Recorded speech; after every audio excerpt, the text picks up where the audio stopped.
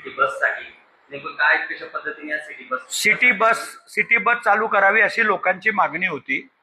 नंदुरबार नगरपालिकेच्या निवडणुकीमध्ये मला सुद्धा असंख्य लोकांनी सांगितलं होतं की भैया बसचा विषय करा. नंदुरबार नगरपालिकेची 15 वर्षापूर्वी एक बस चालू होती, 20 वर्षापूर्वी. तिच्यामध्ये 15 लाख रुपये दर महिन्याला नुकसान जायचं. त्यावेळेची आर्थिक परिस्थिती नगरपालिकेची सुद्धा बिकट होती. आपण ती बंद करून टाकली होती. आता सरकारचं पैसा फार मोठ्या प्रमाणामध्ये जिल्ह्याला येतो, तर जिल्हा नियोजनकडनं 4 बसेस इलेक्ट्रिक छोट्या 20 सीटच्या आतल्या घ्यायचा माझा इच्छा आहे. जर जिल्हा नियोजन समितीने आम्हाला बसेस दिल्या तर आम्ही त्या बसेस नंदुरबार नगरपालिकेच्या माध्यमातून चालवू, आणि जर नाही दिल्या तर आम्ही BOT वरती बसेस चालवायचा प्रयत्न करणार आहोत.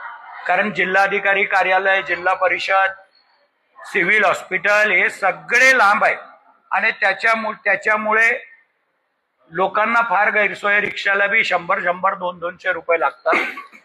तर जनतेची सोय करण्याचा निर्णय घेतलाय.